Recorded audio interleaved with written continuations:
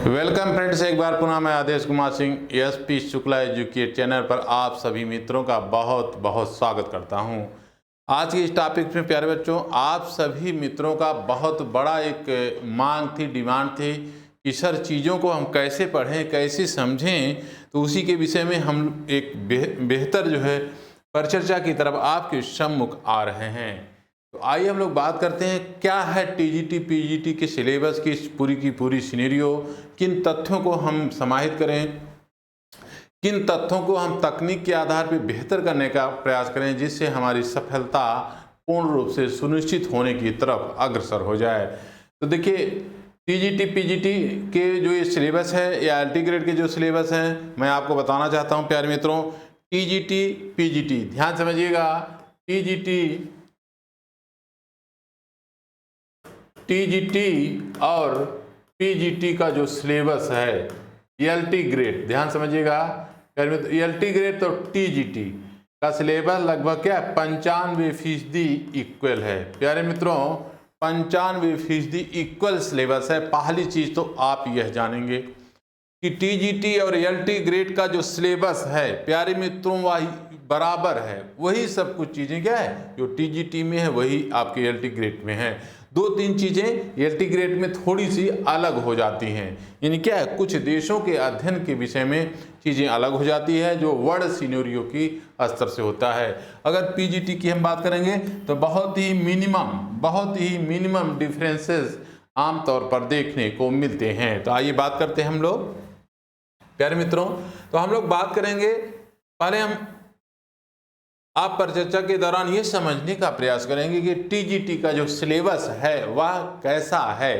देखिए, हम लोग बात कर रहे हैं भौतिक भूगोल, ध्यान समझिएगा। ये जो भौतिक भूगोल आपकी स्क्रीन पे दिख पा रहा होगा, इसमें हमको पढ़ना क्या है, हमको पढ़ना क्या है, छोड़ने की बात नहीं है, जोड़ने की बात करिए प्यारे मित्रों।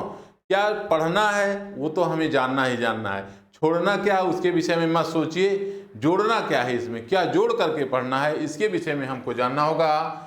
तो सौर मंडल की उत्पत्ति, पहला जो आपका पॉइंट आता है सौर मंडल की उत्पत्ति, ये भौतिक भूगोल के अंतर्गत आमतौर पर आ जाता है। लेकिन यहाँ पे केवल सूर्य तथा उससे जुड़े हुए जो विभिन्न प्रकार के ग्रह हैं इन्हीं का ही अध्ययन आपको नहीं करना है प्यारे दोस्तों। आपको यहाँ पे निहारिका, आकाशगंगा के विषय में बेसिक समझ आपको विकसित करना होगा। जनरल इंफॉर्मेशन, ध्यान दीजिए, मैं रिपीट कर रहा हूँ शब्द जनरल इंफॉर्मेशन, जो ये ब्रह्मांड विज्ञान की चीज़ें हैं, ब्रह्मांड से जुड़ी हुई जो बेसिक चीज़ें हैं, जैसे निहारिका कैसी बनती है, या जो है ध्रुव तारे की स्थिति कैसी है, नक्षत्र कितने होते हैं। आप कहेंगे सर इस सिलेबस में नहीं दिया गया है, लेकिन यह इससे जुड़ करके प्रश्न आपकी परीक्षाओं में पूछ लिया जाता है। ऐसे पूछ लिया जाता है कि भारतीय मुनियों के अनुसार जो है नक्षत्रों की संख्या कितनी होती है, या ऐसे प्रश्न पूछ लिया जाए तो यहाँ पे आपको एकदम अलर्ट रहना है। देखिए, सौर मंडल यानी सौर मंडल की उत्पत्ति की बात की गई है। सूर्य समेत जितने भी ग्रह हैं, इन ग्रहों से जुड़ करके आपके जितने भी प्रश्न आएंगे वो तो नो डाउट आएंगे। लेकिन सौर मंडल की उत्पत्ति हुई कैसे, यानी सौर मंडल किसका भाग है, तो मंदाकिनी नामक आकाशगंगा का भाग है। किस जो है घूर्णनशील भुजा पर स्थित है, उसकी जब तक आपकी फ्रेमिंग और स्क्रिप्ट डिज़ाइन नहीं कर पाएंगे, समझ नहीं पाएंगे, तो क्वेश्चन ऑलरेडी वहाँ से पूछ लिया जाता है। तो इसके लिए आप लोग एकदम जो है सावधान रहेंगे। तो बेसिक समझ, पूरी बात नहीं है ना, बहुत गहन बातें समझ जानना है, लेकिन बेसिक समझ आपकी ब्रह्मांड से जुड़े हुए जो तथ्य हैं, जो कॉन्सेप्ट हैं, जैसे कि हम बात कर रहे हैं महाविस्फोट का सिद्धांत जिसे जॉर्ज लेमेंतर साहब ने दिया था, तो उनके विषय में या उनकी बेसिक बातों को जो है जानना जरूरी है। जैसे अगर हम बात करेंगे कि सुपरनोवा विस्फोट क्या है, तो यहाँ तो कोर्स में कहीं मेंशन नहीं है प्यारे बच्चों, लेकिन इससे जुड़ करके आपके परीक्षाओं में प्रश्न पूछ लिया जाता है। आप पूर्व के प्रश्न पत्र उठा के देखें तो आसानी से आपको मिल जाएगा, चंद्रशेखर जी के विषय में, उनकी सीमा से जुड़ी हुई बातें में सर्वप्रथम किसने जो है आकाशगंगा के विषय में अपनी बात रखी, क्या है आकाशगंगा, तो बहुत कुछ चीज़ें ऐसी आपको मिल जाती हैं। तो इन चीज़ों को आपको जानना होगा, समझना होगा, तब आप बेहतर परीक्षा में कर पाएंगे। आगे हम बात करते हैं पृथ्वी की आकृति एवं गतियाँ। जो अर्थ पृथ्वी खुद एक ग्रह है किसका, सौरमंडल का, तो वो कैसे मूवमेंट लेता है, घूर्णन पर कैसे गति करता है, वो क्या कंडीशंस होते हैं जब वो सूर्य के चारों तरफ गति करता है और अक्ष पे घूर्णन करता है, तो पूरी की पूरी बातें आपको यहाँ पे जानना होगा।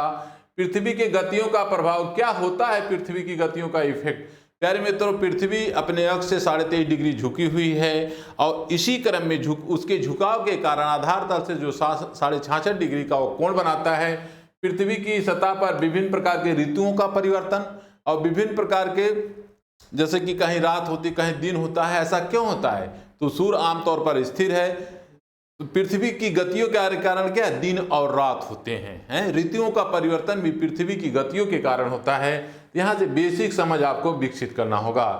बात आगे आती है तो चंद्र ग्रहण और सूर्य ग्रहण से जुड़ी ही। चंद्र ग्रहण और सूर्य के विषय में आपको इस जो है मुद्दे पर एक किन स्थितियों में सूर्य ग्रहण होता है, किन स्थितियों में चंद्र ग्रहण होता है, इसके विषय में आपको पूरी जानकारी रखना होगा। और साथ साथ ध्यान रखिएगा चंद्रमा से जुड़ी हुई, यानी सूर्य को तो पढ़ना ही पढ़ना है, चंद्रमा पृथ्वी को पढ़ना है, लेकिन चंद्रमा से जुड़ी हुई जितनी भी जानकारी है वह भी आपको पढ़ना है। प्यारे बच्चों, कहीं कोर्स में चंद्रमा नहीं दिया है, लेकिन चंद्रमा का घनत्व कितना है, कितना उसका द्रव्यमान है, गुरुत्वाकर्षण का क्या रेशियो हो जाएगा, पृथ्वी पर क्या होगा, चंद्रमा की सतह पर क्या होगा, चंद्रमा पर वायुमंडल है कि नहीं है, ऐसी बातें प्रश्न जुड़ करके आपसे पूछ लिया जाएगा, जबकि चंद्रमा कोर्स में नहीं है। हाँ, आमतौर पर दिख रहा है सिलेबस में नहीं है, लेकिन इस पूरी सिलेबस को मैंने स्क्रिप्ट को डिजाइन किया है आपको समझाने के लिए, लेकिन प्रश्न वहां से जुड़ करके पूछ लिए जाते हैं। यानी क्या मेरा कहने का अर्थ है, क्या छोड़े नहीं बच्चों, क्या जोड़ने की बात की जाए, यानी कौन सी वो चीज़ों को हम जोड़ें और समझ विकसित करें ताकि चीज़ें आसान हो जाएं। अक्षांश देशांतर, जैसा कि मैं पढ़ा भी चुका हूं, अक्षांश और देशांतर दोनों बातें आपको समझना होगा। स्थानीय और मानक समय, किसी स्थान पर जैसा कि आप जानते हैं जब दिन के सूर्य की किरणें हैं एकदम लंबवत पड़ने लगती है तो वह उस स्थान का स्थानीय समय होगा। मानक समय एक मान्यता के आधार पर माना जाता है। हाँ, मानक समय क्या है, इसकी इससे बिल्कुल अलग है। अंतर्राष्ट्रीय तिथि रेखा, अंतर्राष्ट्रीय तिथि रेखा की बात अगर हम करें तो यहाँ क्या है, हाँ, इसके वजह से क्या है इसके वजह से जैसा कि हम जानते हैं कि 180 देशांतर रेखा पूर्वी और पश्चिमी दोनों देशांतर रेखाओं में मानी जाती है। दरअसल 0 डिग्री देशांतर रेखा, 180 डिग्री देशांतर रेखा एक ही रेखा है। तो इसके विषय में पूरी बात आप जानेंगे, कहाँ से दिन की संख्या बढ़ा देंगे, कहाँ से घटा देंगे। पश्चिम की तरफ जाएंगे तो एक दिन जोड़ देंगे, 180 डिग्री देशांतर से पश्चिम की तरफ जाएंगे, पश्चिमी देशांतर की तरफ जाएंगे तो एक दिन जोड़ देंगे, पूरब में आएंगे तो घटा देंगे। बहुत कुछ ऐसी बातें हैं जो यहाँ पे आपको स्पष्ट हो जाएगी। ग्लोब पर किसी स्थान, ध्यान समझिएगा, ग्लोब पर किसी स्थान का निर्धारण हम कैसे करेंगे, यानी ग्लोब पर किसी स्थान का निर्धारण कैसे करेंगे प्यारे बच्चों, तो इसकी स्थिति भी यहीं पे हम आसानी से जान पाते हैं, समझ पाते हैं। आगे बढ़ते हैं। अब यहाँ पे हम लोगों ने देखा भौतिक भूगोल के संबंध में। अब देखिए स्थल मंडल आ गया। चट्टान की उत्पत्ति और उनके प्रकार, कितने प्रकार की चट्टानें होती हैं। ज्वालामुखी की बात हो रही, भूकंप की बात हो रही, तो ज्वालामुखी भूकंप क्या है, व्यक्ति के जीवन में भी आता है।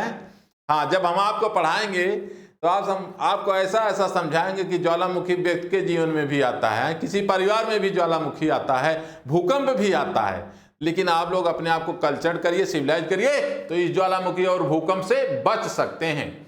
महाद्वीपों की अगर हम बात करें तो जितने भी महाद्वीप है, ध्यान समझिएगा, जितने भी महाद्वीप हैं, जितने भी महासागर हैं, सबके प्रति बेसिक समझ आपकी विकसित होनी चाहिए। सामान्य जानकारी, ध्यान समझिएगा, मैं एक बार फिर आपको रिपीट कर रहा हूं, मेंशन कर रहा हूं। नॉर्मल इंफॉर्मेशन महाद्वीप और महासागरों के विषय में आपको होनी चाहिए। पर्वत और उनके प्रकार, जितने भी दुनिया के अंदर पर्वत हैं, पर्वत बनते कैसे हैं, उनके कौन कौन से प्रकार है, कौन ज्वालामुखी पर्वत की श्रेणी में आता है, कौन जो है बलन की प्रक्रिया, बलन से पर्वतों का निर्माण हुआ है, ऐसे पर्वतों को जानना होगा, समझना होगा। विभिन्न प्रकार के पठार, जब पठार की बात आती है तो पूरे वर्ल्ड सिनेरियो पे जितने भी पठार हैं सभी पठारों को जानना होगा और इनके प्रकार के विषय में भी जानना होगा। मैदान तथा नदी घाटी, ध्यान समझिएगा, मैदान तथा नदी घाटी, प्लेन प्लेन और नदी घाटियों के किनारे किनारे की जो स्ट्रक्चर होती है, संरचना होती है, इन सभी संरचनाओं को आपको ध्यान से समझना होगा, जानना होगा। अपर्दन है, हाँ, अपर्दन का कहने का अर्थ है आपके दरवाजे पे मिट्टी हो, 2 साल बाद आप चेक करिए तो विभिन्न प्रकार की जो मिट्टी आप द्वारा रखी गई है वो आधी मिट्टी गायब हो जाएगी, है। अपर्दन और अपक्षय, ध्यान समझिएगा। अपक्षय, क्षरण, जैसे अरावली पर्वत का क्या है, विभिन्न प्रकार के उसके जो कण हैं, उससे जुड़े हुए जो कण है क्या है, विभिन्न प्रकार के लंबे कालखंड से बारिश होने के साथ साथ वो क्या है, अपर्दित हो जा रहे हैं, कट जा रहे हैं। कट फट छट जाना है, हाँ, कट फट छट जाना अपक्षय की श्रेणी में आ जाएगा। डेविस का अपर्दन के विषय में दिया गया बहुत ही रचनात्मक और प्यारा सिद्धांत है, इसको हम आपको मेंशन करेंगे। ये सब चीजें आपको जानना होगा और समझना होगा। आगे बढ़ते हैं, नदी घाटी निम्नीकरण, ध्यान समझिएगा। जब नदी अपने बहाव मार्ग में आगे बढ़ती है तो एक ही रास्ते से नहीं चलती है, हाँ, दाएं बाएं ऊपर नीचे, कहीं गड्ढक बनाती है, कहीं झील भी बना देती है, कहीं गहराई से कहीं ऊंचाई से।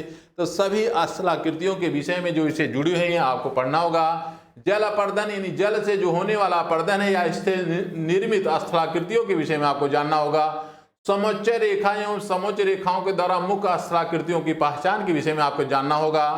और अगर आगे हम बात करते हैं तो एटमॉस्फेयर आ गए, वायुमंडल में वायुमंडल की स्ट्रक्चर के विषय में आपको जानना होगा। कहाँ पे है क्षोभ मंडल, कहाँ पे है समताप मंडल, उनकी ऊंचाई क्या है। आमतौर पर उन मंडलों में होने वाले जो विभिन्न प्रकार की घटनाएं हैं वो घटनाएं क्या हैं, कहाँ लूसिएंट बादल बनते हैं, कहाँ पे उपग्रह स्थापित किए जाते हैं, कहाँ पे हेलीकॉप्टर उड़ते हैं, कहाँ पे विमान उड़ते हैं, कहाँ पे रेडियो तरंगे परावर्तित होकर के हम तक आती हैं और गाना सुनाती हैं। तो इन चीज़ों को हमें जानना होगा और समझना होगा। सूर्यातप, सूर्य से आने वाली जो एनर्जी है क्या वह सब पृथ्वी पर रह जाती है? नहीं प्यारे बच्चों, सूर्य से आने वाली एनर्जी को क्या है, हाँ, पार्थिव विकिरण के माध्यम से वायुमंडल में पृथ्वी को छोड़ देती है। पूरी स्क्रिप्ट पूरी की पूरी डिजाइन हम आपको बेहतरीन तरीके से पढ़ाने वाले हैं। आगे बात करते हैं तापमान का क्षैतिज जो ऊर्ध्वाधर। प्यारे मित्रों, जो टेम्परेचर है, हाँ, क्षैतिज रूप में भी इसका फैलाव होता है, ऊर्ध्वाधर भी रूप में इसका फैलाव होता है। तापमान विलोमता, क्यों तापमान कहीं ज्यादा है, क्यों तापमान कहीं कम है, पूरी की पूरी बातों को आपके टीजीटी पर्टिकुलर सेगमेंट में ढंग से समझना होगा। अब पूरा का पूरा ये यूनिट यानी पूरा का पूरा क्या है, टॉपिक्स आपके इंजेक्ट है तो पीजीटी के सिलेबस में, एलटी ग्रेड के सिलेबस में। आइए आगे बढ़ते हैं। वायुदाब पेटियां, क्यों वायुदाब पेटियां, क्यों वायुदाब कहीं कम होता है कहीं ज्यादा होता है। हाँ, तो कोयरिस बल के विषय में पूरी बेसिक स्पीड, कितनी प्रकार की हवाएं हैं, सनमार्गी पवन, स्थानीय पवन, लू वगैरह जो चलता है। हाँ, तो पूरी दुनिया के अंदर ध्यान समझिएगा, पूरी दुनिया के अंदर जितने भी प्रकार के स्थानीय पवन पाए जाते हैं सभी के अध्ययन करना है, समझना है। बारिश क्यों होता है, वर्षा, पाला, कोहरा, अब क्या संवैधानिक एवं धरातली और चक्रवाती। अब चक्रवाती दे दिया गया तो प्रति चक्रवात नहीं दिया है, तो यहाँ पे आपको प्रति चक्रवात, ध्यान समझिएगा, आपको प्रति चक्रवात भी पढ़ना है और सिलेबस में नहीं दिया है। आप कहेंगे सर सिलेबस में नहीं दिया है। प्यारे मित्रों, सिलेबस में नहीं दिया है तो आप पुराने बस के प्रश्न पत्र पेपर उठा के देख लीजिए। क्यों? क्योंकि यह जो प्रति चक्रवात है, चक्रवात का ही विपरीत रूप होता है, इसलिए क्या है वह पूछा जाता है। तो इस चीज को भी जानते रहेंगे। विश्व के जलवायु प्रदेश, जैसा कि जानते हैं पूरे दुनिया के अंदर जितनी भी जलवायु, 12 प्रकार की जलवायु पाई जाती है, 12 प्रकार की जलवायु पाई जाती है। उन सभी जलवायु की सामान्य विशेषता को आपको पढ़ना है, जो कि टीजीटी, पीजीटी, एलटी ग्रेड के सिलेबस में इंजेक्ट हैं। तो इनसे चीज जुड़ी हुई चीजें आपको जानना है। दैनिक मौसम की मानचित्र में उपयोग एवं संकेतों के विषय में आपको जानना होगा। जलमंडल की बात करेंगे अगर हम, तो महासागरों का उच्चावच, विभिन्न प्रकार के महासागर के अंदर टापू है, झील है। अब कहेंगे महासागर में झील कहाँ है, अरे छोटे सागर, अरे भाई समुद्र के किनारे कोई ऐसी झील बन जाए, है। लैंगून झील की हम बात कर रहे हैं। लैंगून झील जैसे बिम्बानाड है, अष्टामुंड है और चिल्का झील है, पुलिकट झील है, ये सब क्या है, ये सब झीलें क्या, लैंगून झील हैं। इनके विषय में पूरी बातें पढ़ना है। महासागर में तापमान कैसे बढ़ता है कैसे घटता है, पूरी बातें आपको पढ़ना है। महासागरीय धारा यानी जलधारा है, हाँ, महासागरीय जलधारा बहुत बड़ा रोल होता है प्यारे मित्रों। महासागरीय जलधाराओं का किसी भी भूखंड पर जो है डेजर्ट बनाने का, जहाँ पे ठंडी धारा होगी, आमतौर पर पश्चिमी भूखंड के पश्चिमी हिस्से में ही क्या है, आमतौर पर कोई भी महाद्वीप हो उसके पश्चिमी हिस्से पर ही क्या है, आमतौर पर पाया जाता है डिजर्ट, मरुस्थल। तो क्यों पाया जाता है? क्योंकि उसके आसपास ज़्यादा से ज़्यादा ठंडी धाराएं आमतौर पर सामान्यतया पाई जाती हैं, जिसकी वजह से बारिश वाष्पन होगा नहीं। जब वाष्पन नहीं होगा, बादल नहीं बनेंगे, बरसात होगा नहीं, फिर क्या है, कुछ इलाका डेजर्ट हो जाता है। तो ये चीज़ आपको जानना होगा। आगे बढ़ते हैं। ज्वार भाटा की प्रक्रिया एवं उत्पत्ति के संबंध में अब देखिए, यहाँ पे आप चंद्रमा का पूरी की पूरी बातें चंद्रमा और सूर्य से जोड़ करके ज्वार क्या है, भाटा क्या है, इसकी उत्पत्ति कैसे होती है, इसका इफेक्ट क्या पड़ता है, पूरी बात आपको पढ़ना है। जैव मंडल की बात करेंगे हम, तो इसकी संरचना वनस्पति, यहाँ जैव मंडल से जुड़ी हुई जो विभिन्न प्रकार की वनस्पतियां हैं, विश्व वितरण, विश्व में इनका प्रभाव तथा वन जीव भाग, यानी क्या है, वन जीव भाग, यानी वन से जुड़े हुए या पृथ्वी की सतह पे पाए जाने वाले जितने भी वन जीव हैं, इससे जुड़ करके आपके परीक्षाओं में प्रश्न आते हैं। तो बायोडायवर्सिटी की भी चीजें यहीं से जनरेट होती हैं। जैसा कि आप जानते हैं कि बायोडायवर्सिटी, जैव विविधता इक्वेटर पर 10 डिग्री 10 अक्षांश ऊपर 10 अक्षांश नीचे ज़्यादा से ज़्यादा बायोडायवर्सिटी पाई जाती है, क्योंकि जहाँ पे बारिश होगी, जहाँ पे तापमान अधिक होगा, वहीं पे क्या है, जैव विविधता ज़्यादा होगी। जहाँ पे बारिश होगा, जहाँ पे तापमान होगा, वहीं पे जैव विविधता ज़्यादा होगी, और अन्य स्थानों पे क्या है, जैव विविधता कम होगी। आते हम लोग ह्यूमन ज्योग्राफी के विषय में बात करते हैं। मानव पर्यावरण का अंतर संबंध, जैसा कि आप जानते हैं भूगोल की डिफिनेशन से जो मान परिभाषा साइंटिफिक एनालिसिस के आधार पर निर्धारित की गई है कि भूगोल वह विज्ञान सम्मत विषय है जो मानव तथा पर्यावरण के अंतर संबंधों का, ध्यान रखें, अंतर संबंधों का, इंटरकनेक्टेड जो कंडीशन है उसका स्टडी करता है। तो यहाँ पे आप ये चीज को पढ़ना होगा।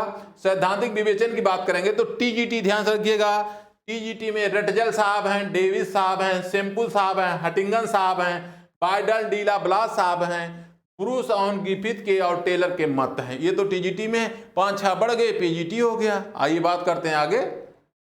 चलिए अब देखिए, विश्व की जनसंख्या, अरे बाप रे बाप, जनसंख्या वृद्धि पूरी दुनिया के लिए क्या है, चुनौती है।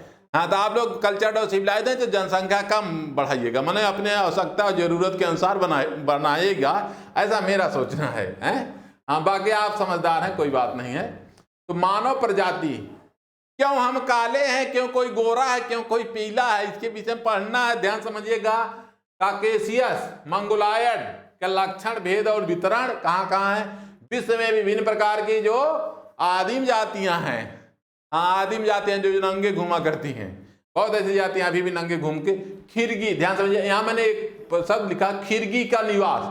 खिरगी का निवास का अर्थ है कि खिरगी एक जनजाति है जो बुशमैन, मसाई, सेमांग से संबंधित ये सभी जातियां कैसे रहती हैं, क्या क्या खाती हैं, कहाँ कहाँ इनका निवास स्थान है, इनके विषय में बेसिक रूप से हमको आपको पढ़ना और जानना है। मुख्य प्राकृतिक प्रदेशों में मानव ग्रामीण अधिवास। जम्मू कश्मीर में छत ऐसे क्यों बनाई जाती है, हिमाचल में छत ऐसे क्यों बनाई जाती हैं, प्लेन छत बना देंगे, बर्फ 2.5 फीट पड़ गई, पूरी की पूरी क्या है, पूरी की पूरी छत बढ़ जाएगी, तो ऐसे छत बनाएंगे, वी आकार का छत बनाएंगे। बर्फ गिरी सड़क के नीचे, बर्फ गिर गई सड़क के नीचे, हैं। और अगर प्लेन छत बनाएंगे जम्मू कश्मीर हिमाचल के इलाके में, फिर क्या होगा, उत्तराखंड के उत्तरी इलाके में अगर ऐसे प्लेन हम छत बनाएंगे तो क्या होगा, बर्फ पड़ गई 2 फीट, छत बैठ जाएगा। तो कहीं ना कहीं इसमें भी ज्योग्राफी है, घर बनाने के जो प्रोसेस है, डिजाइन है, इसमें भी ज्योग्राफी आ जाती है। तो इन सभी बिंदुओं को हमें आपको पढ़ना है। तो ग्रामीण अधिवास तथा ग्रामीण संरचना के स्वरूप एवं पर्यावरण से उससे जुड़े हुए संबंधों के विषय में बात करना है। विश्व के विराट नगर, अरे भैया क्वेटो हैं, आइए ओटावा चलते हैं, न्यूयॉर्क चलते हैं, तो इन सब के विषय में, बम्बई, दिल्ली, चेन्नई, कोलकाता है, इन सब के विषय, संघाई बात करना है, समझना है। विश्व के बड़े, अब टॉपिक दे दिया गया विश्व के बड़े नगर, जितनी भी दुनिया की बड़ी बड़ी राजधानियां हैं जहां की आबादी 50 लाख से ऊपर है, आपको जानना है, कोर्स में नहीं है, लिख दिया क्या, विश्व के विराट नगर। तो लखनऊ भी आ गया उसमें, दिल्ली भी आ गया है, ऐसे ऐसे नगर आ जाएंगे जो 20-25 लाख ही हैं, यानी क्या 20-25 लाख से ज्यादा उनकी आबादी है। ऐसे पढ़ेंगे। विश्व की मुख्य फसल, ध्यान समझिएगा, चावल, गेहूं, कपास, चावल, गेहूं, कपास, गन्ना, चुकंदर, चाय, कहवा, रबर, कहाँ उत्पन्न हो रहे हैं, ध्यान समझिएगा, कहाँ उत्पन्न हो रहे हैं और उत्पन्न होने के साथ साथ कहाँ उनका वितरण हो रहा है, किन क्षेत्रों में वितरण हो रहा है, इसके विषय में पूरी बातें आपको जानना होगा और समझना होगा। आइए बात करते हैं विश्व मत्स्य यानी मछली, हम विश्व में सबसे ज्यादा मछली कहाँ हो जाता है, वनदोहन, दुग्ध उत्पादन, इन सब के विषय में आपको जानना होगा और समझना होगा। बात करते हैं ऊर्जा एवं खनिज संसाधन के लिए, तो इसमें क्या पढ़ना है, कोयला, वेरियस टाइप ऑफ कोयला, कोयला विभिन्न रूपों में जो पृथ्वी की सतह पाया जाता है, लौह अयस्क के विषय में, मैग्नीज के विषय में, बॉक्साइट, तांबा, विश्व सिनेरियो स्तर पे इन्हें पढ़ना होगा। इस चीज को आप जानते रहेंगे और समझते रहेंगे। आगे बढ़ते हैं, कागज, ध्यान समझिएगा, कागज, तेल शोधन, सूती वस्त्र, आर्टिफिशियल है, हाँ कृत्रिम वस्त्र, इस्पात के संदर्भ में विशेष जानकारी ये वर्ड सिनेरियो की है, इस चीज को भी जानते रहेंगे, वर्ड सिनेरियो की है। अगर हम बात करेंगे various type of major industry area की बात करेंगे तो यूक्रेन, जैसा कि यूक्रेन आज के विषय में फंसा हुआ है, जान रहे हैं, रूस और यूक्रेन में झगड़ा चल रहा है, तो यूक्रेन, ब्राजील का पठार, केप टाउन, नेटाल, बंदरगाह, वेरियस टाइप ऑफ क्या है, हाँ ship station in the world, various type of the ship station in the world, मुख्य यातायात के साधन के विषय में हमको पढ़ना है। जैसे अगर हम बात करेंगे तो इस चीज को आप ध्यान समझिएगा, मार्ग, सड़क, वायु मार्ग, रूस, विश्व के व्यापारिक गलियारे, रूर क्षेत्र, खनिज वाला क्षेत्र, और यूएसए का उत्तर पूर्वी जिसे हम कीकी के नाम से जानते हैं, इन सभी क्षेत्रों को हमें पढ़ना, जानना, समझना है। आगे बढ़ते हैं, अगर हम भारत के भौगोलिक बात करें, भारत के भूगोल के विषय में क्या सेगमेंट है, क्या यूनिट है, क्या टॉपिक रखा गया है, तो भारत की भौगोलिक संरचना जिसमें 7 से 8 या 10 लेक्चर हो सकते हैं। ड्रेनेज सिस्टम मोटा मोटा पहले आपको बताते हैं, river drainage system in India, उसमें सिंधु है, ब्रह्मपुत्र है, गंगा है, यमुना है, प्रायद्वीपीय अपातंत्र है। आमतौर पर भारत में पाए जाने वाली नदियों की संख्या 4500 है, लेकिन क्या है, हमें उन अपवाह तंत्रों के विषय में पढ़ना है जहां से आपकी परीक्षाएं जुड़ जाते हैं। भारत का अन्य देशों से विवाद भैया, जम्मू कश्मीर पीओके का विवाद पढ़ना है, चाइना का विवाद पढ़ना, अक्साई चीन वाला, संक्रिक वाला विवाद पढ़ना है, न्यू मुर्दूब का विवाद पढ़ना है जो बांग्लादेश है। तो ये विवादों को आप जानेंगे, चीजों को जानेंगे तो आसानी समझ पाएंगे। हिंद महासागर के संबंध में विशेष जानकारी जो इकोनॉमिक जोन के आधार पे इंडिया से जुड़ा हुआ है, इसके विषय में आपको पढ़ना है। और अपवाह तंत्र, जैसे बात आ गई ड्रेनेज सिस्टम, तो सिंधु, ब्रह्मपुत्र, यमुना अपवाह तंत्र, और मैं आपको यमुना अपवाह तंत्र अलग से पढ़ाता हूं, गंगा अपवाह तंत्र, प्रायद्वीपीय अपवाह तंत्र, सभी अपवाह तंत्र को पढ़ना है। मानसून की उत्पत्ति क्या है, पूरे इंडिया में मानसून की उत्पत्ति, एक सिंपल सिनेरियो हम आपको क्लाइमेटोलॉजी में ढंग से पढ़ा चुके होंगे, तब हम आपको ले आएंगे इंडियन ज्योग्राफी में, जहां आपको समझाने का प्रयास करेंगे कि कैसे क्लाइमेट चेंज होता है, कैसे क्लाइमेट की चीजें इंडिया के स्तर पे मूव करती हैं। आइए बात करते हैं, तो देखिए यहाँ पे क्लाइमेट की चीजें हमें पढ़ना है, पूरी की पूरी क्लाइमेट पढ़ना है। दक्षिण पश्चिम मानसून भारत का क्या है, 88 से 90% हिस्सा पूरा भारत का डिपेंड करता है प्यारे मित्रों दक्षिण पश्चिम मानसून पर, और कुछ हिस्सा उसका डिपेंड करता है आमतौर पर तो उत्तर पूर्वी मानसून पर। तो उसके विषय में हमें व्यापक रूप से पढ़ना है, जानना है। निर्वनीकरण, क्यों वन खत्म हो रहे हैं, इसके विषय में पढ़ना है। बाढ़ एवं मिट्टी का अपरदन और बचाने के उपाय के विषय में पढ़ना है, इस चीज को भी जानते रहेंगे। कृषि पे अगर हम बात आते हैं, एग्रीकल्चर फार्मिंग की बात आते हैं, तो गेहूं, अब यहाँ बात क्या हो रही है भारत के स्तर पे, तो जब भारत की बात होगी तो भारत के विषय में विभिन्न राज्यों से जुड़ी हुई चावल का प्रोडक्शन, गेहूं का प्रोडक्शन, तिलहन का प्रोडक्शन, गन्ना का प्रोडक्शन, दलहन का प्रोडक्शन, चाय का प्रोडक्शन के विषय में, उनके उत्पत्ति यानी कहाँ पे उत्पन्न हो रहे हैं और उनका क्या है वितरण कैसा है, इसके विषय में पढ़ना है। खनिज संसाधन एवं ऊर्जा संकट के विषय में तथा उसके समाधान से जुड़ी हुई वैकल्पिक एनर्जी के विषय में हमें पढ़ना है। इससे जुड़ी हुई कोयला है, खनिज तेल का उत्पादन कैसे हो रहा है, वितरण कैसे है, किन क्षेत्रों में, इसके विषय में पढ़ना है। नदी परियोजना, विभिन्न नदियों पर जो विभिन्न प्रकार के परियोजनाएं भारत के अंदर जब हम बात करेंगे इंडियन ज्योग्राफी के अंतर्गत, तो भारत के विभिन्न नदियों पे जो परियोजनाएं चल रही हैं उसको किस लेके विवाद है। जैसे हम बात कर रहे हैं तो नर्मदा जल विवाद, बहुत ऐसी समस्याएं हैं, कावेरी जल विवाद, तो इन नदियों पे बनने वाले बाढ़ से उत्पन्न वाले जो खतरा है, समस्या, उन सभी के विषय में हमें पढ़ना है। बात करते हैं कंस्ट्रक्शन इंडस्ट्री के विषय में, तो निर्माण उद्योग, लौह, इस्पात, वस्त्र, चीनी, कागज, सीमेंट, एल्युमिनियम के उत्पादन और इनके वितरण के क्षेत्रों में जो भारत से जुड़ी हुई हैं, चूंकि हम भारत की बात करेंगे उस समय, तो भारत के विषय में पढ़ना है। अब यहाँ जनसंख्या का स्वरूप यानी भारत की जनसंख्या का स्वरूप आपको पढ़ना है, वृद्धि और समाधान यानी क्या है, आप फैमिली प्लानिंग के विषय में आपको पढ़ना। आप कहेंगे सर फैमिली प्लानिंग कोर्स में नहीं है। प्यारे बच्चों, आपको फैमिली प्लानिंग पढ़ना होगा और फैमिली प्लानिंग से प्रश्न आपकी परीक्षाओं से जुड़ जाते हैं, तो इसके लिए भी अलर्ट रहिएगा। परिवहन के साधन, परिवहन साधन भैया तो ध्यान समझिएगा। परिवहन के हम साधन की यदि बात करेंगे तो जल परिवहन, वायु परिवहन है, सड़क परिवहन, जितने भी परिवहन हैं, जब भारत के परिवहन की बात हो जाएगी, ट्रांसपोर्ट इंडस्ट्री की बात हो जाएगी, तो आपको तीनों का तीन पढ़ना। कितने बंदरगाह हैं, कितने कितने हवाई अड्डा हैं जो क्या है फंक्शनल हैं, और कितने बड़ी बड़ी सड़कें हैं। हाँ, सारे चतुर्भुज योजना वगैरह विषय में सब बेसिक इसी ढंग से पढ़ना है। पहले आप सिलेबस को समझिए, जानने का प्रयास करिए। नगर, various type of city in India, various type of city in India आपको पढ़ना है। शिप स्टेशन पढ़ना है, और क्या है फॉरेन जो है ट्रेड पढ़ना है, फॉरेन ट्रेड पढ़ना है। आपको खाद्यान्न उत्पादन और प्रगति तथा उससे जुड़ी हुई समस्याएं पढ़ना है। हरित क्रांति, श्वेत क्रांति, नीली क्रांति आपके कोर्स में दिया गया, इसको आपको पढ़ना है। और यहाँ पे आपको पढ़ना, ध्यान समझिएगा। इतनी बातें हो गई। अगर पीजीटी के सिलेबस को हम जो है जोड़े इससे, तो यहाँ पे 5-6 थिंकर और आ जाते हैं। हमबोल्ट महाराज हैं, रिटर जी हैं, हैंटर साहब हैं, कार्ल सावर हैं, पीटर हैगेट हैं, विलियम बुर्गी हर्वे, योम स्मिथ साहब हैं। इन थिंकरों को थोड़ा अलग से पढ़ना है। बाकी थिंकर तो है ही हैं, 5-6 थिंकर है ही हैं, इसमें 5-6 और जोड़ गए, 12। पीजीटी को 6 थिंकर जोड़ देंगे, 12 हो जाएगा। अब ध्यान समझने वाली बात है, नियतिवाद, संभववाद, नवनियतवाद, पर्यावरण कारकवाद, ये सभी क्या है ELT ग्रेड में जुड़े हुए हैं, पीजीटी के सिलेबस में जुड़े हुए हैं। आमतौर पर टीजीटी के सिलेबस में नहीं है, लेकिन क्या है ये पीजीटी में ELT ग्रेड में, तो इनको अलग से पढ़ लेंगे हम लोग।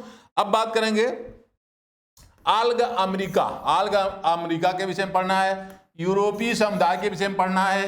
रसिया, चाइना, जापान और दक्षिण पूर्व एशिया यानी इंडोनेशिया वाला बात, यानी इंडोनेशिया के यूनिट में जो विभिन्न प्रकार के देश हैं, उन देशों के उत्पादन, प्रोडक्शन, इंडस्ट्री है, हाँ, उन देशों के विभिन्न प्रकार की जो इंडस्ट्री है, वही टाइप ऑफ रिलीजियस प्लेस हैं, उसके विषय में पढ़ना है। बंदरगाहों के विषय में पढ़ना है। उसी के साथ साथ कोई बड़ा वायुपत्तन है, कोई ज्वालामुखी है, भूकंप का प्रक्षेत्र है, तो उन सभी चीज़ों को हमें पढ़ना है। दक्षिण पूर्व एशिया के विषय में फिर आपको मैं एक बार मेंशन कर रहा हूँ कि रूस, चीन, जापान, दक्षिण पूर्व एशिया और इनके विषय में, आल्ग अमेरिका के विषय में थोड़ा क्या है साइंटिफिक एनालिसिस के आधार पर पढ़ना है। या पीजीटी का सिलेबस है, ध्यान रखिएगा, पीजीटी में जुड़ा हुआ है।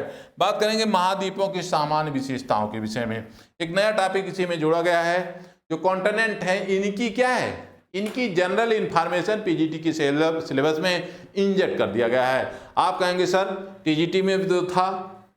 प्यारे मित्रों, यहाँ से जो प्रश्न पूछे जाएंगे वह प्रश्न अपने आप में विशेष होते हैं।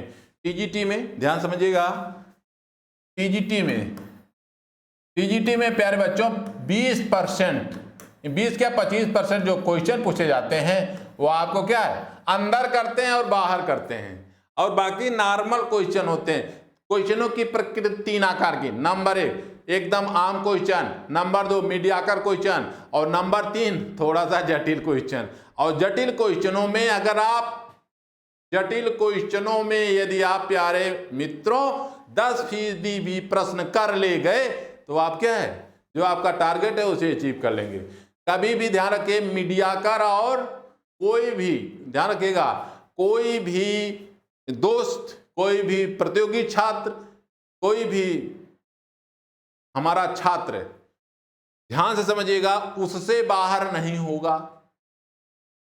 माने कठिन क्वेश्चनों से कभी एक अच्छा छात्र की मैं बात करूं, एक अच्छे प्रतियोगी छात्र की बात करूं, तो वो बाहर नहीं होता है। होता कहाँ, आम क्वेश्चन, मीडियाकर क्वेश्चन से उसमें गड़बड़ी हो गई फिर वो बाहर हो जाएगा। क्योंकि कठिन क्वेश्चन बच्चों सबके लिए होता है, कठिन क्वेश्चन बच्चों सबके लिए होता है। तो आप बिल्कुल ना घबराइए, प्रैक्टिस करते रहिए। आम क्वेश्चन पे ज़्यादा ध्यान रखिए, मीडियाकर क्वेश्चन पे ध्यान रखिए, और जो ये 20 से 25% जो क्वेश्चन आते हैं थोड़ा सा सोचने वाले होते हैं। इन क्वेश्चनों पे थोड़ा सा आपको पैनी नजर रखनी होगी। तो इतनी बात समझ गए।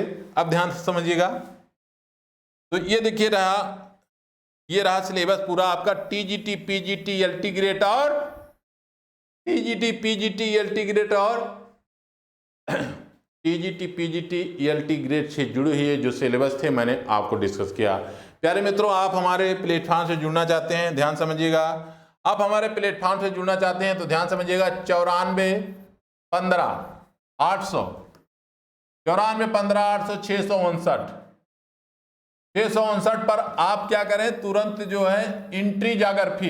प्यारे मित्रों, अगर आप हमारे प्लेटफॉर्म से जुड़ना चाहते हैं तो 9415 800 659 एंट्री जागर फी लिख करके व्हाट्सएप करें और आपको लिंक भेज दिया जाएगा, आप आसानी से जुड़ पाएंगे। तो आज के वीडियो में यानी आज के एपिसोड में हम लोग मिलकर के परिचर्चा किए एलटी ग्रेड, टीजीटी और पीजीटी के सिलेबस के वेरिएशन के संबंध में। क्या छोड़ना है इसको मत सोचिए, क्या जोड़ना है इस पर हमेशा चर्चा करिए, आगे बढ़ने का प्रयास करिए और खुद को कल्चर्ड करिए। मैं हर एपिसोड में कहता हूं, अपने जीवन का एक लक्ष्य निर्धारित करिए और आगे बढ़ने का प्रयास करिए और खुद को कल्चर्ड करिए, सिविलाइज करिए और अपने जीवन को सुखमय बनाइए।